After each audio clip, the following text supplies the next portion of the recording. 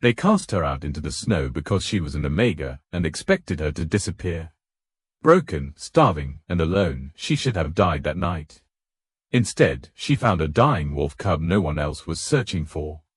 What she didn't know was that the cub carried royal blood, the Alpha King's only heir. By saving him, she broke every law of the pack and bound her fate to the throne itself. Now the king is hunting the truth, rival packs are circling, and the world wants her silenced. Because the weakest Omega just became the most dangerous secret in the kingdom. And her choice will decide who rules, and who survives. She had once believed that endurance could become a kind of belonging, that if she stayed quiet and useful long enough, the pack might forget to despise her. Years of service had shaped her hands into competence and her posture into apology. She carried water, cleaned wounds, sorted stores, and offered comfort without being permitted to ask for any. When her mate had claimed her, the moment had not felt like love but like a door finally opening. Yet doors in this kingdom often led to cages. The bond had turned brittle almost immediately, strained by his ambition and sharpened by others' sneers. When misfortune visited the pack, it needed a face, and hers was already familiar. The rejection happened under assembled eyes, not in private, not with shame, but with a performance meant to teach. The circle around the central fire held its breath like an audience, eager for a fall they could call justice. Accusations were dressed as prophecy, weak prey runs because it senses weakness, storms come because something tainted remains inside the borders. Her mate's words did not need to be loud. His certainty did the damage. The elders nodded with practiced sorrow, as if they regretted a cruelty they had already chosen. No one asked for proof. Proof was a luxury reserved for those born into strength. She felt the bond snap like a thread pulled too far, and the emptiness afterward was colder than the air. They did not beat her. They did not need to. Exile was the kingdom's cleanest weapon, a punishment that looked civilized while it quietly killed. They stripped her of pack markings, took what little she had, and sent her beyond the boundary stones as the light thinned and the temperature dropped. The guards avoided touching her, like her skin could pass misfortune through their fingers. She stumbled at first, not because her body failed, but because her mind still reached backward for permission, for someone to call her name and correct the mistake. No one did. The silence that followed her out was heavier than any chain. The snowfield swallowed sound and softened edges until the world looked unfinished. Each step sank, and each breath scraped at her throat. Hunger gnawed with a steady patience, but it was the emotional numbness that frightened her more. She had expected panic, rage, pleading thoughts. Instead there was a calm that felt wrong, like a river frozen mid-current. Her wolf stirred faintly inside, not with power, but with a tired awareness, as if it had been waiting for this outcome and no longer had the strength to protest. Even pain came at a distance. Her palms were torn from the last frantic work she had done before the exile, and blood had crusted beneath her nails. The cold sealed the wounds like a final decision. Night arrived early, as it did in the north, and with it came the sense of being watched by things that did not care whether she lived. The forest line loomed ahead, dark and sharp against a bruised sky. Wind moved through the pines, and the branches creaked with slow impatience. She found a shallow dip between two snow-packed mounds and pressed herself into it to break the worst of the gusts. She tried to count her breaths, the way healers did to keep pain from ruling the body. Her thoughts wandered to the pack's warm halls, to the smell of stew, to the crackle of a fire she would never sit near again.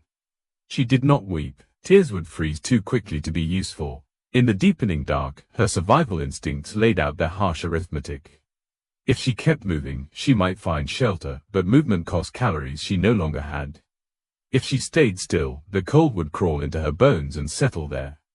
She weighed her options with a detached clarity that felt like someone else's mind.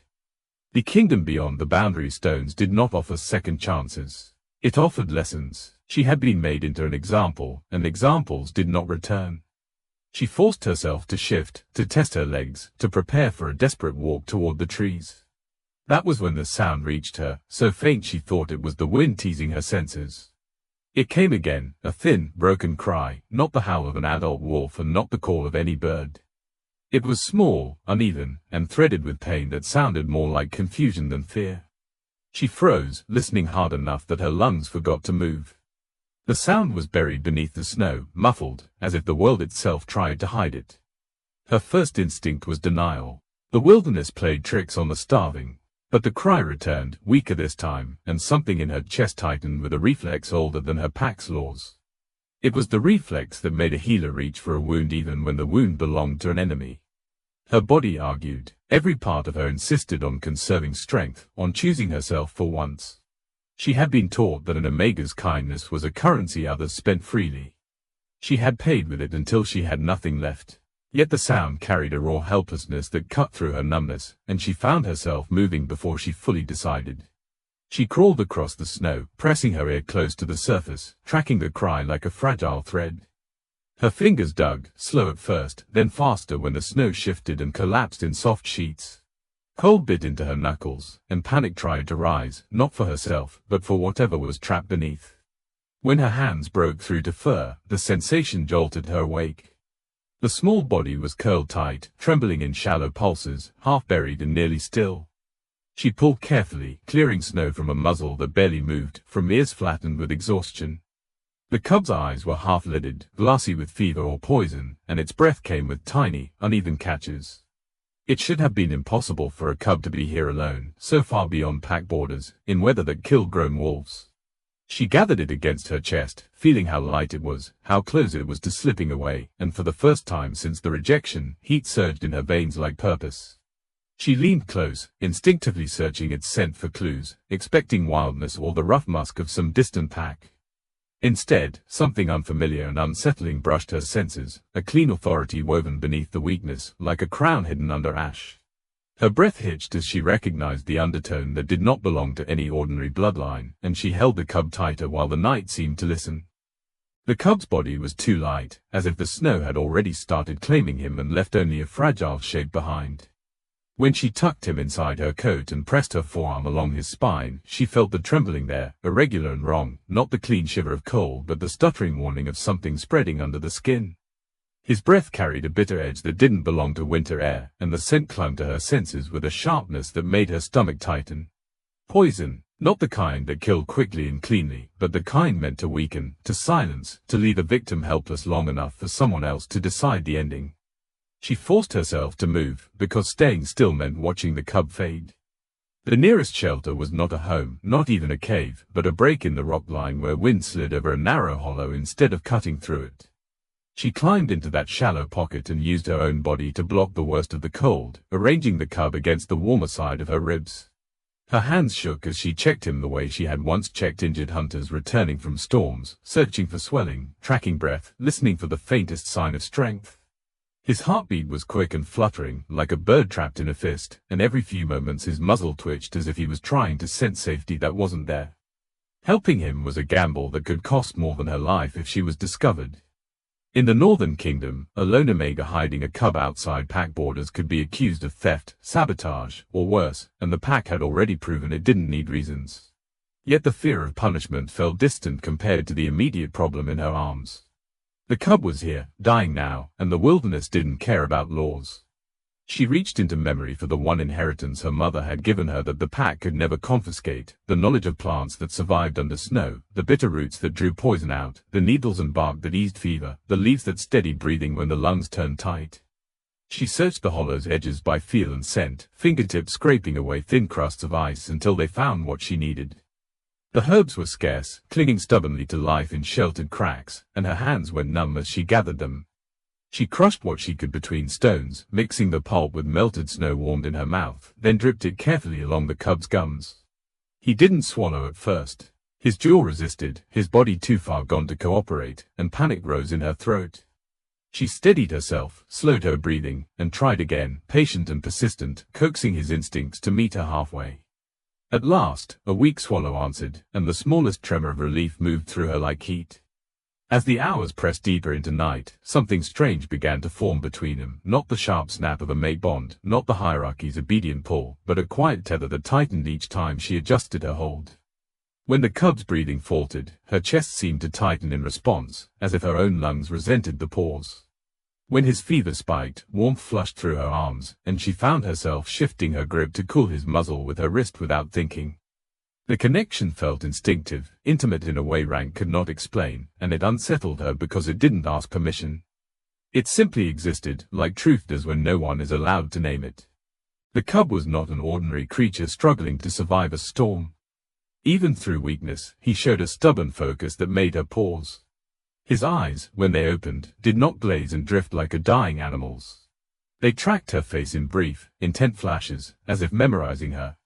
When she leaned away to gather more snow or adjust the shelter, his small paw flexed and caught her sleeve, not with strength, but with insistence.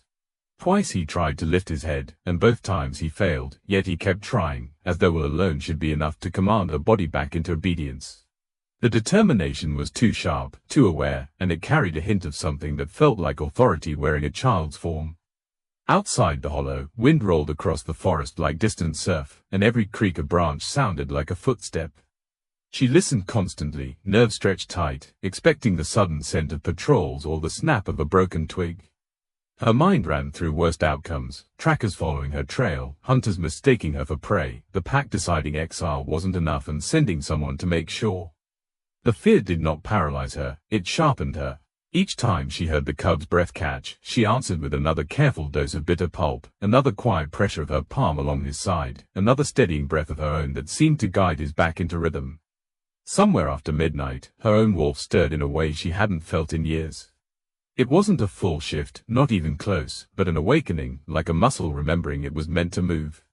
He pulled low in her abdomen, then spread along her spine, and her senses sharpened until she could smell the different layers of the snow, old ice, fresh fall, distant sap, the faint metallic trace of poison sweating out of the cub's paws. It should have frightened her. She had been taught that an Omega's strength was dangerous, that it invited domination and punishment. But in that moment, the stir of power felt less like rebellion and more like returning to herself after a long silence. The bond, whatever it was, seemed to feed her in small, impossible ways. Hunger still gnawed, yet it dulled when the cub's breathing steadied. Exhaustion still weighed on her eyelids, yet she could keep watch without slipping into collapse. Each time the cub swallowed and survived another wave of fever, a faint steadiness settled into her chest, as if the act of saving him was saving something in her too. She began to understand, dimly, why her mother had hidden this knowledge and why the pack had always watched Omegas with suspicion. Power did not always roar like an alpha. Sometimes it endured, adapted, and quietly refused to let death be the only answer. Near dawn, the cub's trembling changed. It wasn't gone, but it shifted into something more controlled, like his body was fighting instead of surrendering. His eyes opened wider, and for a moment they held hers with startling clarity. The pull between them tightened until she felt it in her teeth, a soft pressure like a promise she hadn't agreed to but could not deny. She adjusted her hold, readying another dose of herbs, when his scent suddenly surged and rearranged itself, shedding weakness like a mask. The undertone she had noticed before sharpened into unmistakable dominance, carrying the mark of royal alpha blood, and the realization landed in her arms like a hidden crown. The shift in the cub's scent did not feel like a simple change, it felt like a door opening inside the air itself. Royal alpha blood carried a signature that could not be mistaken once recognized, an authority threaded so deep into instinct that even the weak learned to fear it. The Omega's throat tightened as the realization settled in her mind with icy weight. This was no lost pup from a distant pack, no abandoned runt the wilderness had swallowed and spit back into her arms. This cub belonged to the Alpha King's line, and the truth was a blade with two edges. If she brought him back, she might live long enough to be punished for touching what she had no right to touch. If she did not, she might be hunted as a traitor who stole the kingdom's future. Pack law was painfully clear on the matter, repeated in council halls and enforced in whispers. Royal offspring were to be returned immediately, regardless of circumstance, regardless of who found them. The kingdom valued lineage more than life, and duty more than mercy. Yet as she watched the cub's shallow breathing and the dull sheen of fever still clinging to his eyes, another kind of law rose inside her, older than rank and harder to silence. He was still fragile. The poison had not fully released him. His body had fought through the night, but it had not won. If she handed him over now, he would be taken into warm halls and placed among healers, yes, but he would also be surrounded by strangers and pressure and the relentless push to make him strong quickly, because the kingdom feared weakness in its heirs. Her intuition, sharp, stubborn, uninvited, told her he would not survive that kind of handling, not yet. The fear of being discovered crawled up her spine. A rejected Omega near royal blood was not a coincidence in the kingdom's eyes, it was a conspiracy waiting for a story. She could already imagine the way the elders would shape the narrative, how they would twist the bond she felt into accusation. She had been blamed for storms and bad hunts, blaming her for a missing heir would be effortless. Her mate's rejection had proved that truth did not protect her. Only outcomes did. She looked down at the cub and felt the tether between them hum faintly, as if the decision was not just hers but something the world expected her to make. When the cub shifted, pressing his muzzle against her wrist with weak insistence, memory struck her with a sudden clarity that hurt more than the cold. She remembered being small and hungry, watching the pack's larger children run ahead while she was told to stay back, to stop slowing everyone down. She remembered nights when her mother would wrap her in a thin blanket and whisper that softness did not mean uselessness, that survival sometimes required quiet strength. She remembered the day her mother disappeared, taken by illness and neglect and the pack's indifference, leaving her with no one to argue her worth. The abandonment had not been dramatic. That was what made it cruel. It had simply happened, and everyone kept moving as if she had never mattered. Now, in the pale light edging over the treetops, she felt that old wound open in a new shape. She could not become the world that had left her behind. The cub did not deserve to be handled like an asset, pushed from hand to hand while his body was still fighting poison. He deserved time. He deserved steadiness. And if the kingdom's law demanded immediacy at the cost of survival, then the law was wrong. The thought was dangerous, almost treasonous, and it sparked something inside her that had been dormant for too long, defiance not born from anger, but from refusal. She packed quickly, not with supplies she didn't have, but with intention. She wrapped the cub tighter against her, tucking him under her coat where her body heat could keep him from slipping backward into shock. She gathered what remained of the crushed herbs and the few roots she had saved, pressing them into a cloth scrap like they were precious metal. Then she moved deeper into the wildlands, leaving the hollow behind and forcing her legs into motion even when they trembled with fatigue. Each step was calculated. She avoided open snowfields, kept to the shadowed lines between trees, and doubled back once to blur her trail where the wind was weakest. She knew how trackers thought. She had spent years watching hunters read the land. If she was lucky, the weather would cover her mistakes. If she was not, luck would not matter. The cub responded to her movement with small sounds, not cries, but faint murmurs like he was trying to call her back whenever she shifted her grip. When she paused to rest against a tree, he grew restless, pushing his head upward as if seeking her face. When she offered him melted snow mixed with the bitter herb pulp, he swallowed only after she brushed her fingers along his jaw, steady and familiar. It was not just need. It was preference. He seemed to know her scent now, to anchor himself to it, and the thought unsettled her in a way she couldn't name. Royal heirs were raised by guards and trained by warriors, surrounded by controlled loyalty and constant oversight. They were not supposed to bond with a rejected Omega in the wilderness. Yet the cub's instincts did not seem to care what was supposed to happen. As the day sharpened into cold brightness, she found a better hiding place, a narrow ravine where fallen rocks formed a partial shelter, and thick pines above broke the wind into softer currents. The air smelled of old stone and sap, cleaner than the open snow, and the ground beneath the overhang was packed enough to keep her from sinking. She laid the cub down carefully and watched his chest rise and fall. His breathing was steadier than it had been, but his eyes still carried the fevered haze. She pressed 2 fingers to his side and felt the quick beat of his heart, still fast, still fighting. The bond between them thrummed again, subtle but present, like a wire pulled tight between 2 points that could not move apart. She told herself she would return him when he was stable, when his body could endure strangers, when the poison was fully gone. That was the plan she clung to, because plans made fear feel manageable.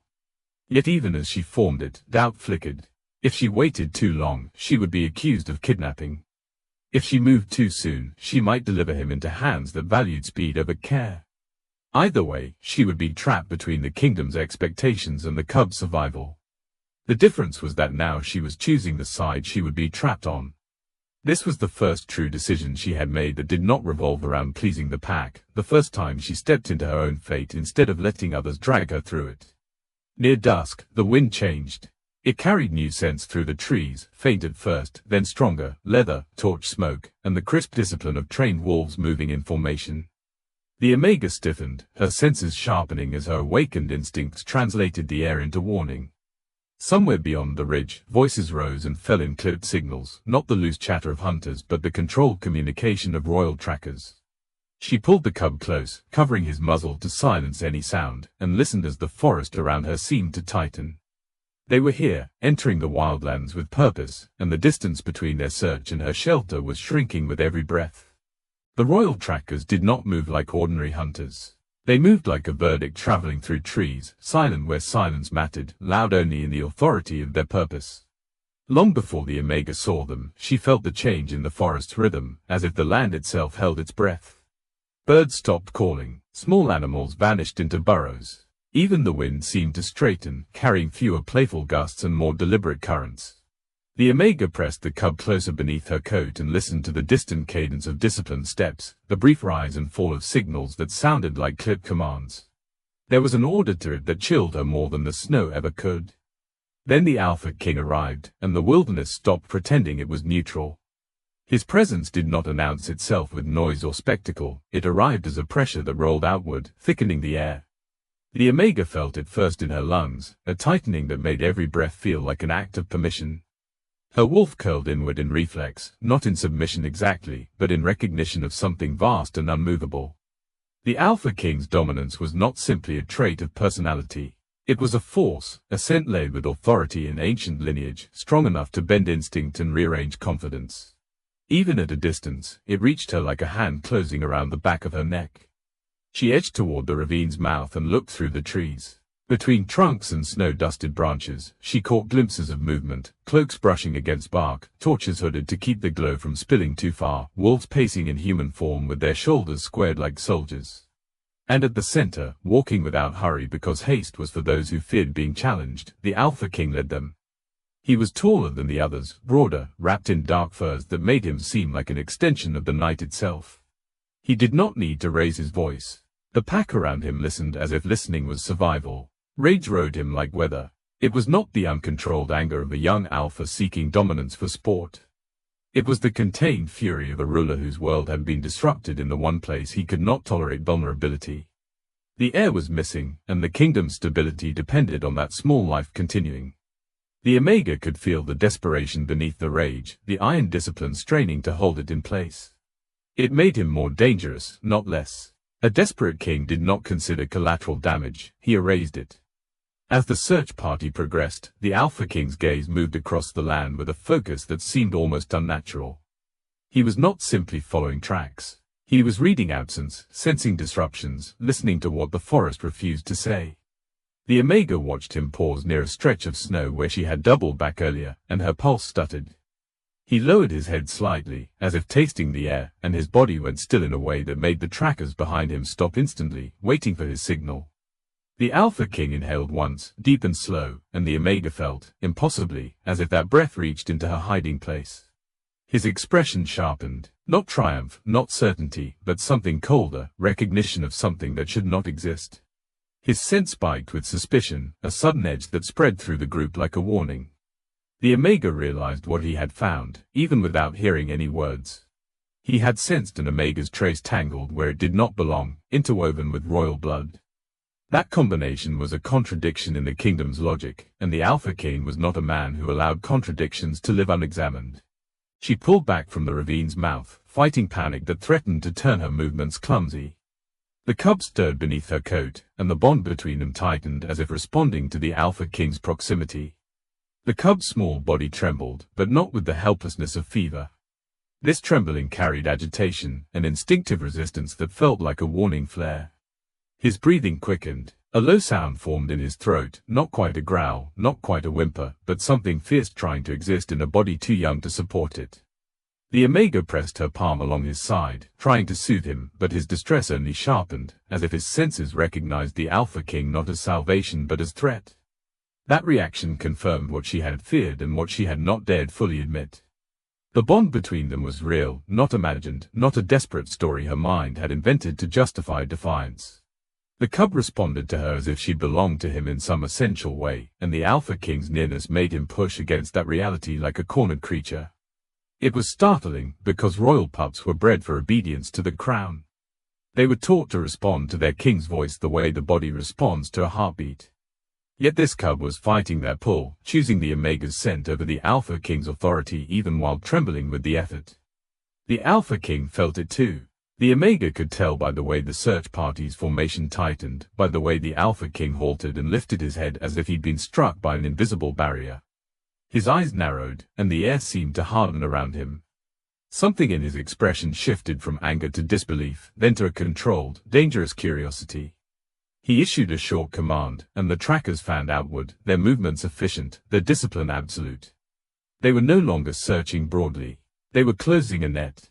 The Omega's mind raced through options, but each one collapsed under the same truth. She was exhausted, underfed, and carrying a cub who could not run. She could attempt to move deeper, but the ravine's shelter was the only barrier she had against wind and scent. She could try to mask their trail, but royal trackers were trained to read more than footprints. She could surrender, but surrender did not guarantee the cub's safety, not with the way the cub reacted to the Alpha King's proximity. The suspense of the moment wasn't only about being found, it was about what would happen when the most powerful Alpha in the kingdom came face to face with a bond he didn't understand and a rejected Omega he would immediately distrust. Outside, footsteps crunched closer, then paused. The Omega heard the faint sound of a hand signal, the hush of cloaks settling, the subtle repositioning of bodies around the ravine's entrance. The Alpha King's scent drifted on the wind again, stronger now, threaded with something sharp and intent. The cub pressed against her chest as if trying to crawl inside her ribs, and the Omega realized with a jolt that the cub wasn't only frightened. He was resisting. He was pushing back against the Alpha King's pull with everything small and stubborn in him, and that resistance was echoing through the bond, stirring the Omega's wolf into alert, unfamiliar readiness. Then the forest quieted in a way that was not natural. It was commanded. The Omega held her breath as the Alpha King stepped closer to the ravine's mouth, his presence filling the space like winter filling a room. She felt the moment his senses locked on, not vaguely, not searching anymore, but pinpointing her exact location as if her scent had been written into the snow. The pressure in the air tightened, and she knew, with cold certainty, that the Alpha King had found her trail and was following it straight toward the shelter. The moment the Alpha King stepped into view, the Omega understood that running was no longer an option. The ravine that had sheltered her now felt like a narrow stage, every shadow sharpened by his presence. The pressure of his authority pressed down on her senses, heavy enough to blur the edges of thought, yet she did not bow. Instead, she shifted her body instinctively, turning so the cub was fully hidden against her chest, her arms curving around him in a protective barrier that felt more natural than fear. She rose slowly, carefully, making sure the cub did not slip from her grasp. The Alpha King stood only a short distance away, close enough that his scent filled the space between them, unmistakable and overwhelming. The royal trackers remained behind him, silent and alert, their attention fixed on the impossible sight before them, a rejected Omega standing upright, unbound, meeting the Alpha King's gaze without dropping her eyes. She did not challenge him, but she did not submit either. Her posture was not defiance born of pride. It was resolve born of necessity. She had already decided what she would give up. If surrendering herself would spare the cub, she would do it without hesitation. Exile had taken nearly everything from her already, her place, her bond, her future. Her life, in comparison, felt like a small price. She could sense the Alpha King's scrutiny sharpening, his focus narrowing as he took in the way she shielded the cub rather than presenting him. Omegas were taught to yield, to step aside and offer what was demanded in exchange for mercy. She did the opposite, and the choice rippled through the clearing like a fracture in expectation. The Alpha King's expression shifted, not to anger, but to something closer to disbelief. He had likely seen Omega's plead, cry, collapse under the weight of his authority. He had not expected stillness. He had not expected an Omega who placed herself between royal blood and the crown itself, as if her body could matter more than law.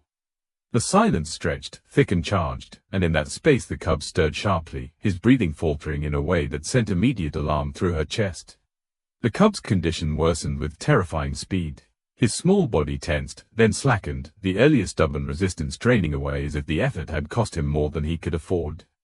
His breath hitched, shallow and uneven, and a faint sound escaped him, not loud enough to draw attention but sharp enough to cut through her composure.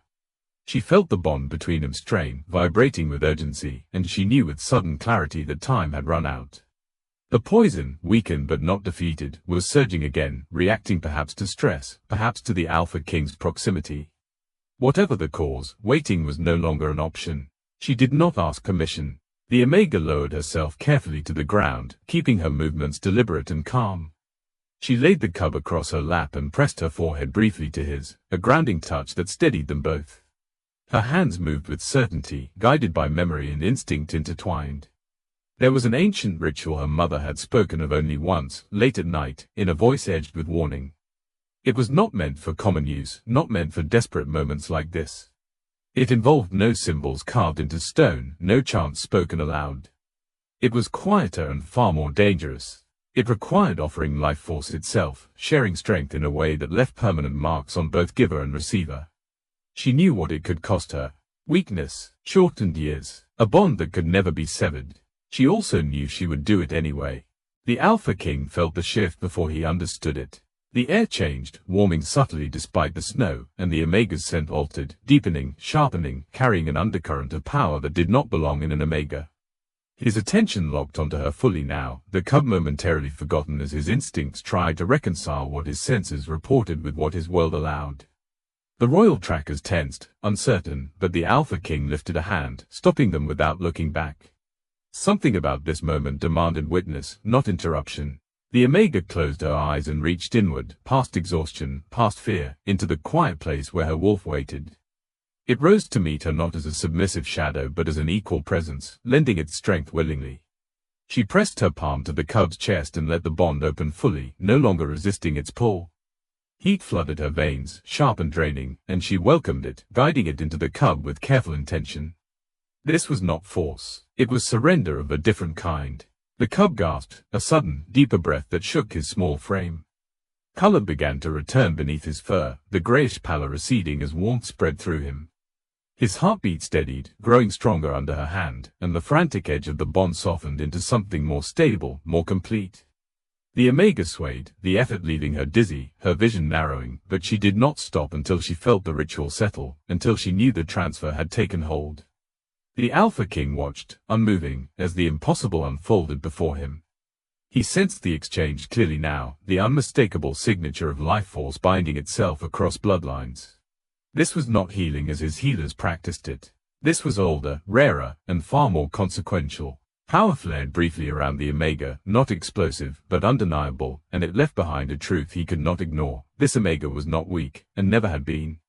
She carried a depth of strength that the kingdom had chosen not to see. When the Omega finally opened her eyes, the world tilted, and she caught herself on one knee. The cub shifted, then lifted his head with new steadiness, his eyes clearer than they had been since she found him. He pressed into her chest with a sound that was unmistakably content, unmistakably claiming. The bond between them locked into place with a finality that made her breath catch, not from pain, but from understanding. The Alpha King felt it too. The ritual had succeeded. The cub would live, but the life force she had offered had not simply passed through him and faded. It had anchored itself, weaving their fates together in a way that could not be undone. As the Alpha King took a step forward, his expression no longer held rage alone, but something far more dangerous, recognition of a permanent bond that had just rewritten the future of his heir and the Omega who had chosen him over herself. For a moment after the ritual, the forest felt unreal, as if the world had shifted to make space for what had just happened. The snow still lay in soft drifts, the pines still stood dark and patient, but the air carried a new order, one the Omega could taste at the back of her throat. The Alpha King stared at her with a stillness that was more dangerous than fury, because fury could be predicted. This silence meant calculation. It meant consequences assembling themselves behind his eyes. The cub, now steadier, moved against her chest with a new certainty. He was still small, still too young to command a room, yet something about him had changed beyond healing. His scent held royal dominance without strain now, no longer buried under poison and weakness. The bond between him and the Omega no longer trembled like a thread in high wind. It felt like a rope pulled taut, anchored at both ends. She felt his awareness brush against her senses in brief, surprising pulses, as if he were testing the connection, learning the shape of it. Each time he shifted, her body responded with instinctive readiness, as though her own nerves had been rewired to prioritize him. Then the transformation began, not a full shift, but a partial revealing that made the trackers behind the Alpha King stiffen. The cub's frame stretched subtly, his limbs lengthening a fraction, his shoulders broadening just enough to hint at the wolf he would become. His ears sharpened into a more defined shape, and his eyes, those eyes, brightened into a clear, unnatural intensity that belonged to a bloodline bred for rule. It was not dramatic enough to be called a spectacle, but it was undeniable enough to silence doubt. This was no ordinary cub. This was the Alpha King's true-born heir, the living continuation of a line that held the kingdom together like bone holds flesh. The Omega's stomach tightened as understanding crystallized. The ritual had not merely kept him alive. It had triggered something in him, as if survival itself had demanded his identity rise to the surface. The Alpha King took one slow step forward, and even that small movement caused the trackers to shift instinctively, ready to protect him from threats that did not exist. The Omega did not move. She could not. The cub was pressed against her, and the bond between them felt like a vow made without witnesses. The Alpha King's scent changed again, cutting through the cold with a fierce, controlled edge. He was no longer simply hunting for his heir. He was confronting a reality that did not fit the kingdom's rules. His gaze traveled from the cub to the Omega, lingering on her hands, her posture, the lingering warmth in her skin that should have been impossible after days of starvation and exposure. He was assessing her not as an inconvenience but as a factor, and that shift was its own kind of threat. Factors could be used, controlled, reshaped. Yet in his eyes there was also something else, a reluctant recognition that did not soften him but made him more careful. He spoke to his trackers in a low tone, and they responded with immediate obedience. The Omega did not catch every word, but she caught the weight of them. The Alpha King was naming what she had done. He was defining it in the language of law and lineage, because that was the only language the kingdom respected. As he spoke, a phrase reached her clearly enough to turn her blood cold, soul-binding. The words carried old history, the kind of history told only to royal families and those sworn to guard them. The bond between her and the cub was not a random attachment formed in desperation. It was something designed by fate and tradition, a binding meant for royal guardians, rare enough to be treated as myth and dangerous enough to be hidden from common packs. The Omega's mind reeled. Royal guardians were not supposed to be rejected Omegas cast into snow.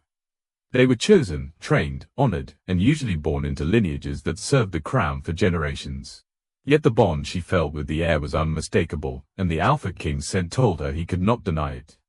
His authority was built on certainty. He would not allow a myth to become truth unless his instincts forced his hand. As the search party prepared to move, the forest began to feel smaller. The Omega heard the subtle signals between trackers, the careful repositioning, the way they formed a protective shape around the Alpha King and the heir. No one touched her, yet she felt surrounded. Not captured, not dragged, but controlled. The Alpha King did not order her bound. He did not call her a thief. He simply watched her as if the decision had already been made and resistance was irrelevant.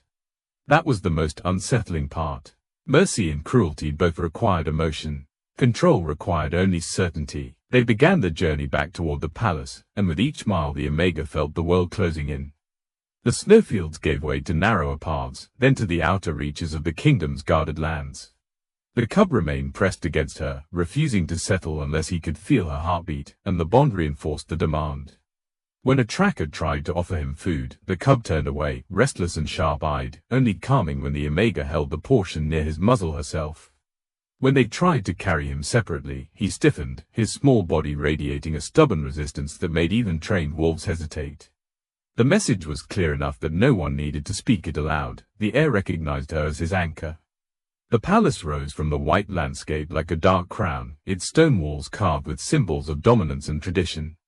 As they entered the outer gates, heads turned. Servants paused mid-step. Guards straightened, their eyes flicking from the Alpha King to the cub, then to the Omega with open confusion. A rejected Omega walking beside the royal search party did not match any story the kingdom knew how to tell. Whispers began instantly, spreading faster than fire catches dry wood. Some carried fear, others outrage, others a fragile curiosity that sounded dangerously close to hope. The Omega felt those whispers like cold needles against her skin, each one threatening to turn into accusation. Inside the halls, the air was warmer, heavy with smoke and polished stone, yet she did not feel safe. She felt exposed. The Alpha King's court moved with ritual precision, and ritual had never been kind to those without status. She was not treated as a prisoner, no chains clanked, no cell door waited. But she was not treated as an equal either. Doors opened for the Alpha King, not for her. Eyes slid away when she met them, as if looking at her too directly might invite punishment. She was guided, quietly but firmly, into the inner wing, where even the echoes sounded trained. News traveled beyond the palace walls as quickly as it spread inside. Rival alphas, always circling for weakness, would sense the disturbance like wolves scenting blood under snow. A missing heir had been a vulnerability. A recovered heir bound to an Omega was a political fracture waiting to be exploited. The Omega felt the tension tighten around the kingdom's spine, an invisible pressure that made every footstep in the palace sound louder than it should. She could almost see the shifting alliances forming in the shadows, the calculations being made by those who would call the bond a blessing or a curse depending on what it offered them. That night, the Alpha King gathered his council. The Omega was brought to the edge of the room, not seated, not dismissed, simply placed where everyone could see her. The cub, no, the heir, rested against her with stubborn calm, his eyes scanning faces with an awareness that did not belong to a child. The elders stared at the Omega as if she were a crack in the foundation. Some looked disgusted, some looked afraid. The Alpha King waited until the murmurs faded, until the room remembered who owned the silence. Then he spoke, his voice controlled, his authority absolute, and every instinct in the Omega tightened in anticipation of a sentence that would decide her fate. Instead, he delivered a decree that hit the room like winter wind through an open door. He announced that the Omega would remain beside the heir at all times, not as a favor, not as a reward, but as a command that no one could challenge without challenging the crown itself. Time did not pass gently in the palace, but it passed nonetheless, marked by subtle shifts rather than ceremony. The heir's recovery did not follow the measured expectations of royal healers who were accustomed to charts, tonics, and controlled environments. Instead, it unfolded around the Omega's presence, as if his body responded less to treatment and more to proximity. When she was near, his breathing stayed even. His sleep deepened. The restless tension that once coiled in his small frame eased into something closer to confidence. The healers took careful notes and spoke in cautious tones, but none could explain why their methods worked best only when she was within arm's reach. The Omega settled into a quiet rhythm beside him, her days shaped by instinct rather than instruction. She learned the palace not through its maps or protocols, but through its silences and pauses. She noticed how the heir's energy spiked when too many strangers crowded him, how his appetite improved when she prepared his meals with her own hands, how he calmed instantly when she rested her palm between his shoulders. It was not control she exerted, but balance, and that distinction mattered more than anyone wanted to admit. The bond between them no longer felt sharp or overwhelming. It had smoothed into a steady current, present at all times, guiding her without draining her as it once had. As the heir grew stronger, something unexpected began to ripple outward. Servants who lingered near her left feeling lighter, less tense. Guards who stood watch beside her found their tempers cooling, their instincts less reactive. Even minor ailments, headaches, lingering fatigue, old aches from past hunts, seemed to ease in her presence. The Omega did not set out to heal anyone else, nor did she recognize it immediately. She was simply being what she had always been, attentive, steady, unwilling to turn away from discomfort. Yet the effect was undeniable.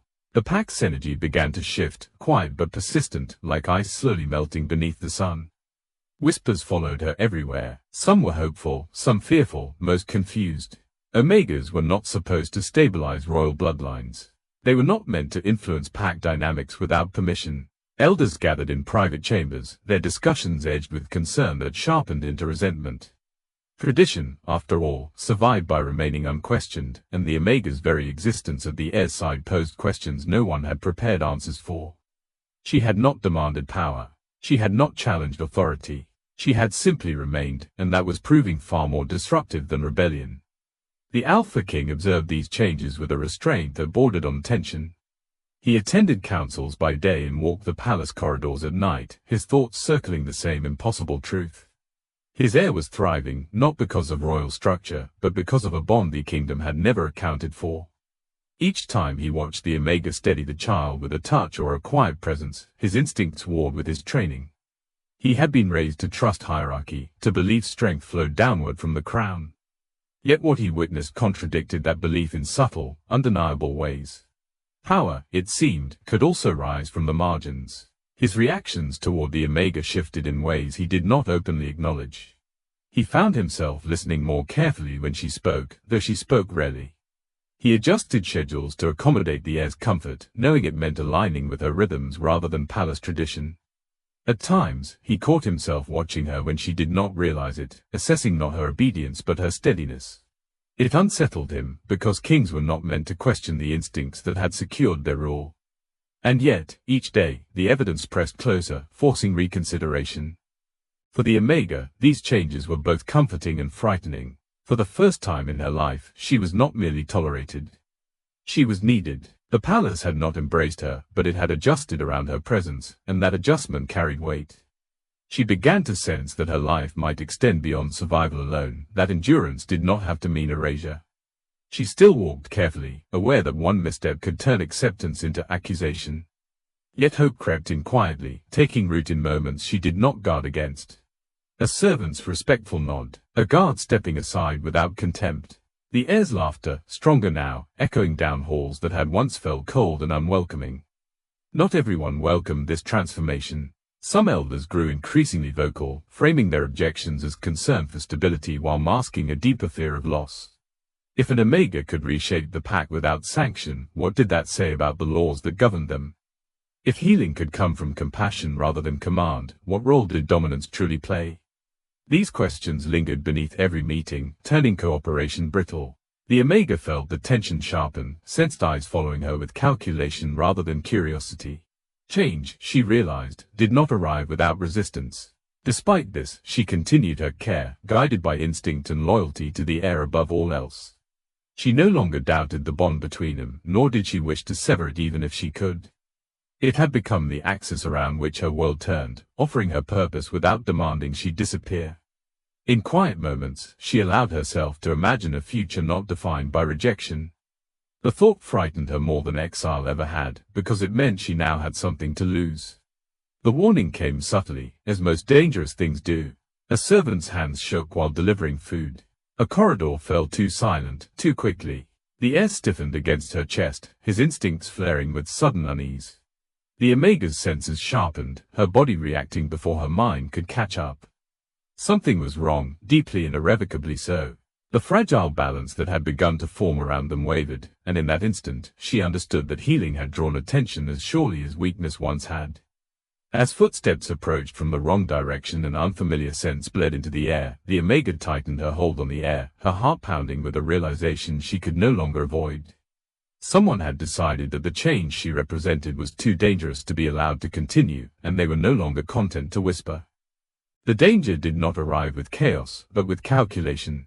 The Omega felt it as a tightening in the bond before she saw any sign of it in the corridor. The heir's body went rigid against her, his awareness sharpening in a way that no child's instincts should allow, and that warning was enough. She shifted her stance, turning slightly so her shoulder blocked the narrow passage ahead, her body forming a quiet barrier without conscious thought. When the threat finally revealed itself, it was subtle, no blades, no shouting, only the unmistakable pressure of intent closing in, heavy with secrecy and fear of discovery. What followed was not a struggle in the way the council might later describe it. There was no flailing, no dramatic display. The Omega did not fight. She endured. The bond between her and the heir surged, not with panic, but with clarity, and something inside her unlocked fully for the first time. Strength poured through her, steady and controlled, reinforcing her body and sharpening her senses until every movement felt precise. The attempt failed not because she overpowered anyone, but because she could not be moved. The force meant to overwhelm her simply stopped. When guards arrived moments later, drawn by the disruption in the heir's presence rather than any sound, the Omega was still standing, breath even, eyes clear, the heir unharmed in her arms. News traveled fast, but truth traveled faster. The Alpha King arrived to a scene that defied expectation, and the weight of what he saw settled heavily over him.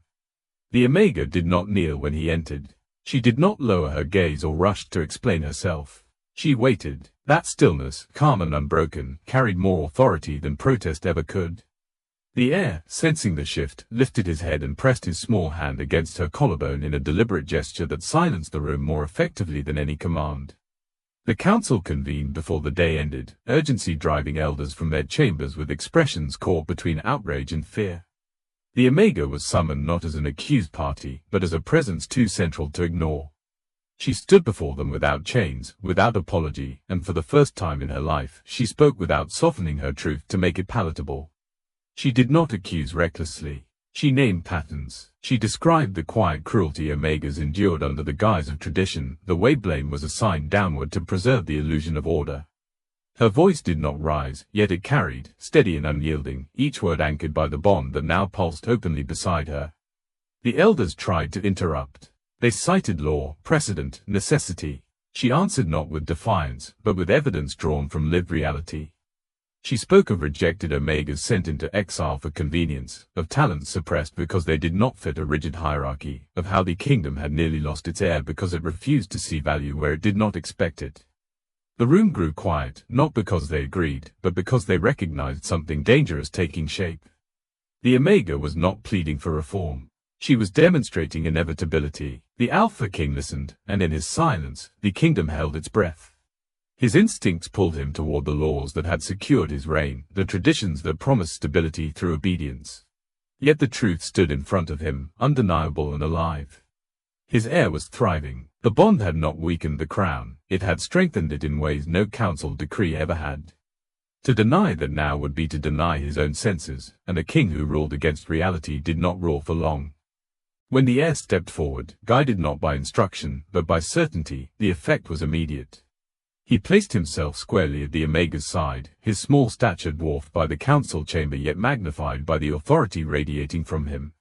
His claim was simple and unambiguous. He recognized her as his guardian, not appointed, not temporary, chosen. The declaration echoed through the hall, sealing a truth the elders could no longer pretend was negotiable.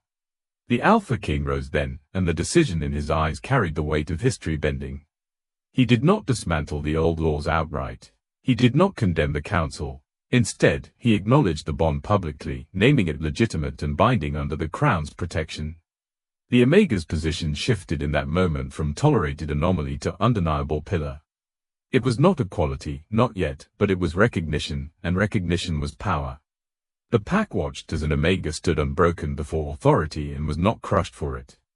Guards adjusted their posture, servants looked up instead of away. Something fundamental shifted in the collective understanding of what strength could look like.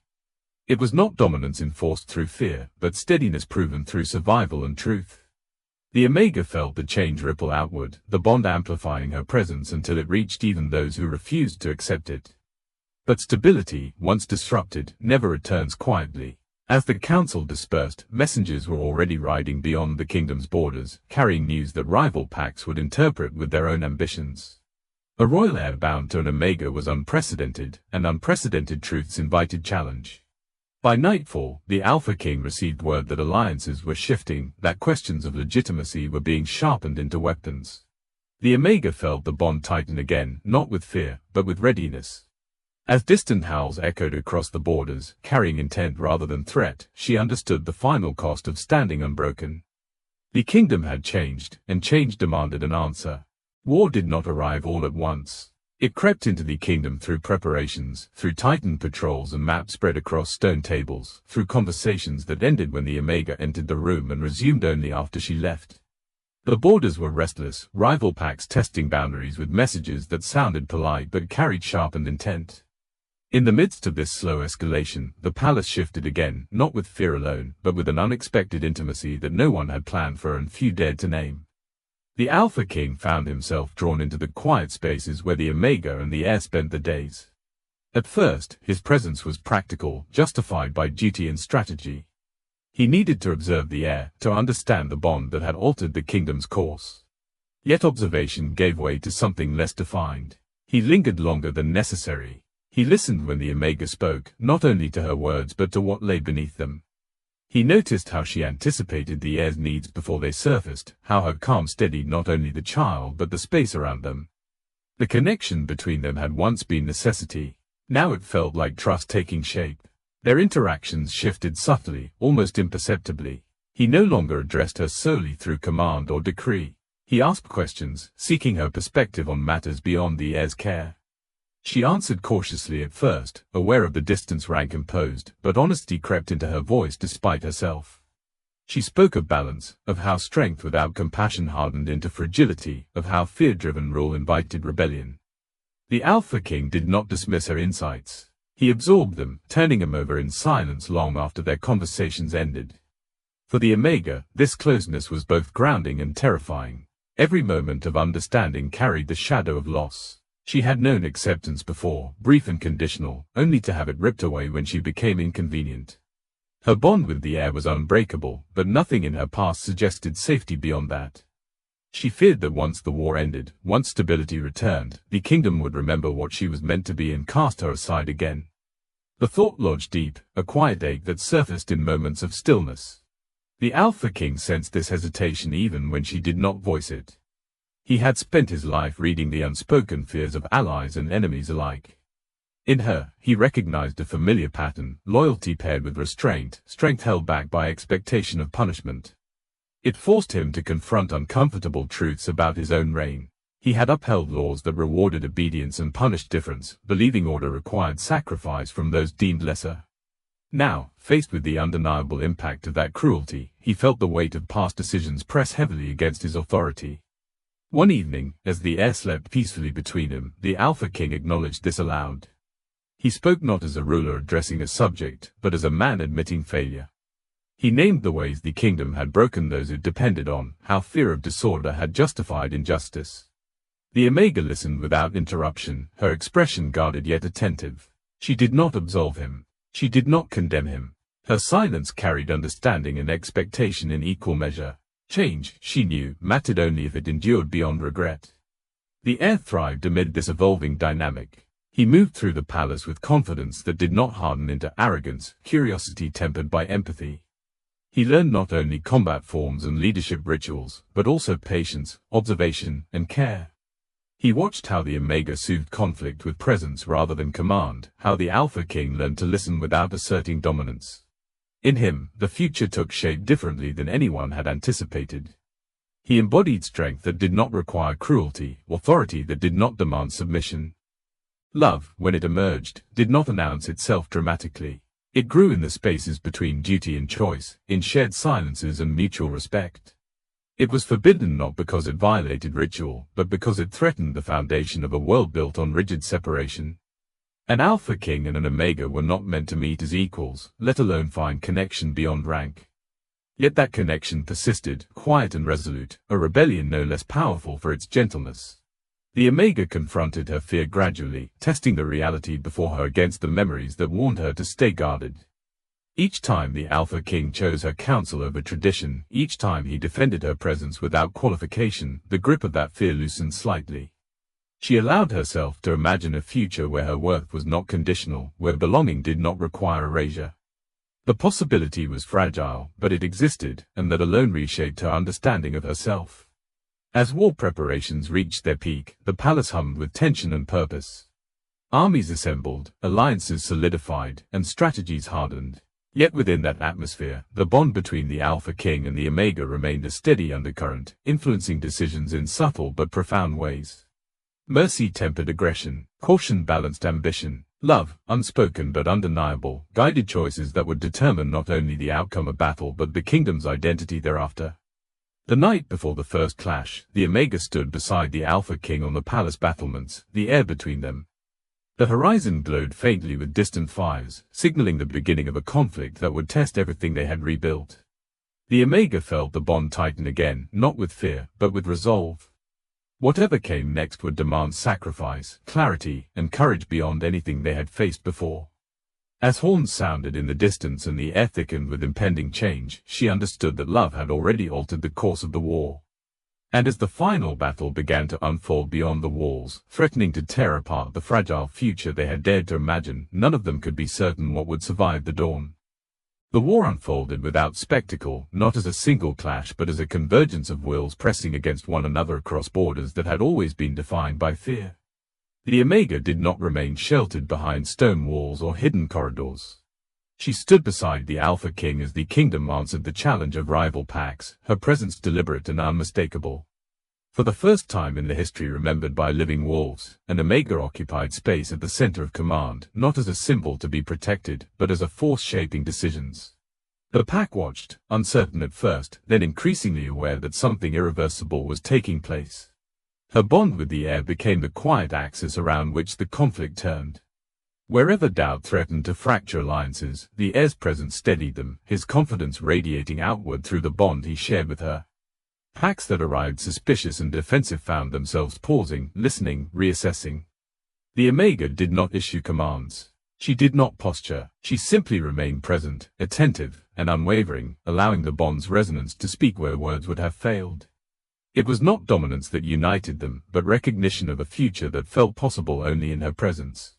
As tensions escalated, old laws began to fracture under their own weight. Customs that once dictated who could speak, who could lead, and who could be trusted proved inadequate in the face of a crisis that demanded adaptability. Decisions were made that would have been unthinkable only weeks earlier. Omegas were consulted, elders deferred, authority shifted not through force, but through necessity. The Alpha King felt the change acutely, aware that each choice carried the power to preserve or dismantle the world he had inherited. Yet he did not resist it. He leaned into it, understanding that leadership required evolution, not preservation of decay. Moments of sacrifice marked the conflict, though not in the form of glorified loss. Sacrifice emerged in restraint, in choosing mercy where vengeance had once been reflexive. The Omega's influence was evident there, shaping outcomes through empathy rather than escalation. When rival packs hesitated, uncertain whether to press their claims, it was her steadiness that held the line. She embodied the truth that strength did not require annihilation of opposition, only clarity of purpose. Slowly, resistance softened into negotiation, and negotiation into reluctant unity. When the final turning point came, it was not announced by a single act, but by collective realization. The fractured packs recognized that the heir, bound to an Omega who had survived rejection and exile, represented a lineage no longer constrained by cruelty. The Alpha King seized that moment, not to claim victory, but to redefine rule. Before assembled leaders and witnesses from every territory, he named his heir publicly, affirming his legitimacy beyond dispute. Then, without pause, he named the Omega as royal guardian and equal, binding her role to the future of the kingdom with authority that could not be rescinded quietly. The declaration rippled outward, silencing even the most entrenched opposition. An Omega elevated not by bloodline or convenience, but by bond and merit, challenged every assumption the territories had upheld. Some reacted with awe, others with fear, but none could deny the transformation unfolding before them. The rejected Omega who had once been cast into snow now stood as a living symbol of change, her journey reflecting the kingdom's own reckoning. Stories traveled faster than messengers, carrying her name into distant lands where Omegas listened and dared, for the first time, to imagine more. In the aftermath, the kingdom did not return to what it had been. It emerged altered, reshaped by choices that favored balance over brutality. Leadership took on a different tone, one that valued insight alongside strength, compassion alongside command. The Alpha King ruled with an awareness sharpened by humility, guided by the knowledge that authority earned through fear was fragile, while authority grounded in trust endured. At his side, the Omega remained not as ornament, but as partner, her presence a constant reminder of what the kingdom had nearly lost by clinging to old hierarchies. The heir thrived within this new order, growing into his role with the confidence rooted in care rather than entitlement. He observed, learned, and absorbed the lessons written into every decision made around him. Through him, the bond's influence promised continuity, ensuring that the changes forged in crisis would not fade with time. The future no longer belonged solely to the strongest voices, but to those willing to listen. As calm settled over the territories and borders steadied, the Omega found moments to reflect on the path behind her. She remembered the cold of exile, the weight of rejection, the fragile warmth of a dying cub pressed to her chest. None of it felt distant. It all lived within her, shaping the leader she was becoming. She understood now that destiny had never been about elevation alone. It had been about endurance, choice, and the courage to remain compassionate in a world that rewarded hardness. Standing beneath the open sky, the Omega sensed the bond stir once more, not in warning, but in anticipation. The kingdom had changed, and she had changed with it, yet the pull of what lay ahead felt stronger than any resolution achieved. Leadership, she realized, was not an ending. It was an opening. And as she looked toward the horizon, aware that new challenges would inevitably rise, she understood with quiet certainty that her destiny was not complete, but only just beginning. She was never meant to survive, let alone stand at the center of a kingdom. Yet the Omega who was cast into the snow reshaped fate through mercy, courage, and love. The heir lived, the throne endured, and the laws that once condemned her were forever changed. What began as rejection became transformation, and weakness revealed itself as strength. In choosing compassion over fear, she forged a future no crown alone could command. And the world would remember that its greatest leader was once the one it tried to erase. If this story stayed with you longer than you expected, pass it on to someone who would feel it too. There are many more stories like this waiting to unfold here, each darker, deeper, and more unforgettable than the last. Make sure you don't miss the next chapter of Fate, Power, and Transformation as it's released. And before you go, where are you watching from right now, and what part of the world is hearing this story with you tonight?